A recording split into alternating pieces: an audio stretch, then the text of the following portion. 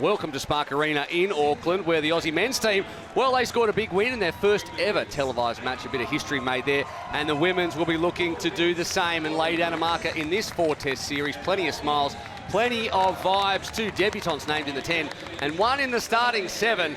A lot of people happy to see Giants Player of the Year Amy Parmenter get a start at wing defence. A strong lineup.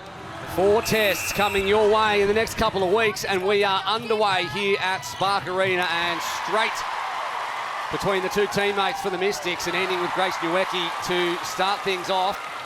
And their goal shooters at each end, just when the Ferns have no option to go to. Oh, that was absolutely spectacular from Sarah Clow. They've got that pressure release, and the pressure release is Cara Conan, who just pops out of the circle for that nice, easy ball so they can work it off the circle. So it's you know, a nice little battle out there in both shooting ends to start this game. And they've been flawless except for that one left short from the captain. Souness changes direction of play. Toiava, the no-looker.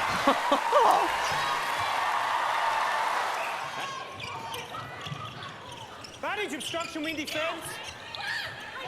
6 goals in a row, and they're soaking up possession. It will be 7, you would think, and it is. 13-8, 5 to go. And Seabass, what has changed since we last spoke to you? Look, a little bit of miscommunication in the Aussie Diamonds end, and it just being the foot on the throat in New Zealand. They're just not letting anything go the way of the Diamonds. They're really building that pressure. And look, do you call a time? Do you make a change? Something has to happen in the East Australian side, or someone needs to stand up to change this momentum to the Aussies' way. I was just going to add to that, the one intercept that we do have is Clow coming out of the circle and having a crack at something outside. We know the ball, just like that, is going to go to Newecki. So maybe just go and have a fly at something and try and, you know, bring that confidence to the Diamonds level. You can see Bruce there is a little bit confused as to what to go to. Maybe that switch, putting Bruce back to goalkeeper, might be the answer. Barely had their hands on the ball in the last 7 or 8 minutes. Toiava, and that is all about the confidence. Now that is ridiculous. Let the defenders for the Diamonds just reassess, because that is just going in way too quickly. 19 goals to 9, 15 seconds to go, and the Australian captain looks up, sees the scoreboard and wonders what has happened. This was not the game plan, but this is a resilient Diamonds outfit. And again, the agility from Newecki, who's had the quarter of her career so far. And do they hit the 20 before the quarter-time break? They do. The Silver Ferns have had the best 15 minutes against the Diamonds that they've had in quite a while. We're going to take a break, and we're going to look at each other and go, what next for the Diamonds? We'll find out right after this. It doesn't look as though there's been too many changes out on court.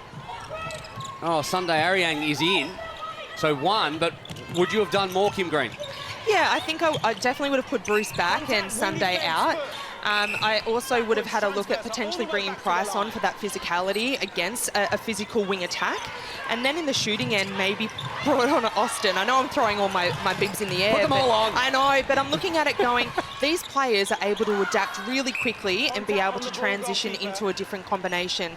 Right now, the attack is our issue, so I'm surprised we don't see any changes down there. The first 5 minutes of this quarter, absolutely crucial. Showing 0 signs of rust, having been away from the team, and that was not the greatest of passes. I don't know what to say about that. To put it nicely, and you know, we talked about having one person in the circle. Woods there, you have to nail that pass. There's no one on her.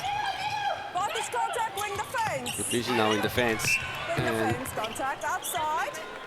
Parmenter does her best to disrupt. 25 goals to 14, 8:50 to go in the half.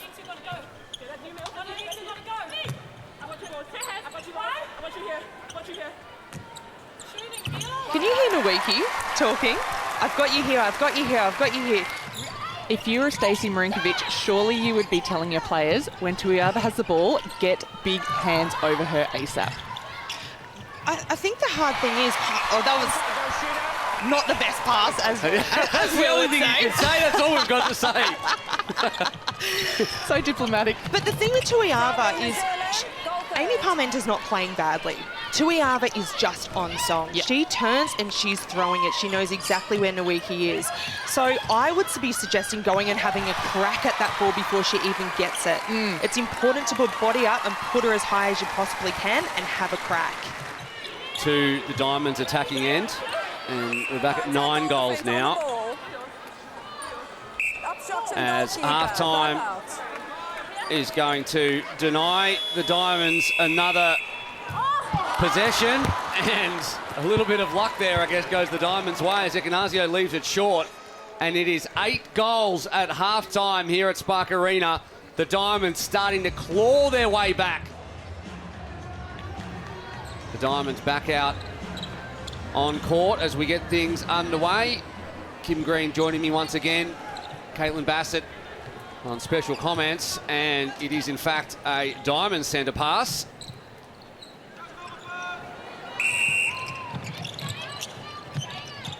Looks to be largely the same 7. Sunday Ariang, though, is out there. The attack end the same. Watson bumped, and a nice 1-2 to Conan to start things off. And the Diamonds open the scoring. Halfway through the second quarter, it ballooned to 13 goals. It hasn't been as close as 5 goals since midway through quarter 1, as Nweki picks one up for the Ferns. But slowly but surely, the Diamonds are clawing this deficit back, and a great read of the play from Heffen, and hands it off to Tuiava, who waits to pick it up. That was a lovely play, but Ariang returns serve. Loose pass from Tuiava. And that was just beautiful defence from both teams needing to try and get that fly of the ball. And again, Heffernan, she's right in it. Overcooked that one, over the baseline. Almost midway through the third quarter already. Parmenta, who has been quiet, but I think a lot of that could be put down to, as we said, Tuiava having such a special opening half of this one. I do feel like Palmy has been able to shift her game slightly and bottle her up, but in attack she's doing a wealth of work, and I love what Palmy brings to that attack end, especially on centre passes. Again, Watson not putting that ball into space. Yeah, respect the height and elevation of Kelly Jury. If it's placed in the right spot, Conan will be able to get it, but we have to make sure that we're putting it up nice and high to get over Jury's arms. Kate Maloney staying warm. Maybe to play a pass. Still in this one. Lovely feed from Price to Austin. Beautiful pass from Price, and again, that confidence to just give it. I think Price has brought a completely different element to this attack. She's strong, she's taking on the drive, she's willing to give the ball.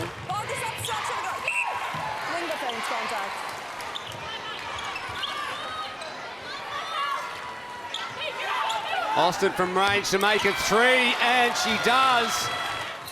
Ekenasio, another no-looker. And she's probably on about 80% for the no-lookers sticking. Third mention, big moment.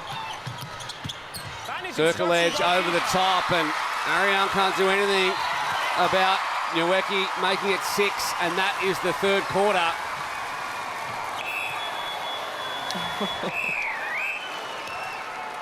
And Gary calls it, and it's 6 goals. So the Diamonds right in it in Spark Arena. And can they go on with it? We're going to find out right after this break here on Fox Sports. It's International Netball. Caitlin Bassett, if you were Stacey Marinkovic, what would you be saying at three-quarter time? Keep pushing. I think Ariang brought a beautiful presence in that last quarter. I think her and Bruce really combined well to disrupt a lot of balls. We saw more balls flying out at the back end of the court from the Ferns, and I think they just need to transition anything they get down to the circle edge and look into Cara Conan. She definitely stepped up her workload in that quarter. So a loose pass and a turnover, which is not the way they would like to start. Courtney Bruce nearly returning the favour. To take one of the players, in that case, 2 players with her. Again, the reach of Jury, and again she comes up with it. twice that's happened. You'd be lucky to see that twice in a dozen games. Karakar, Souness.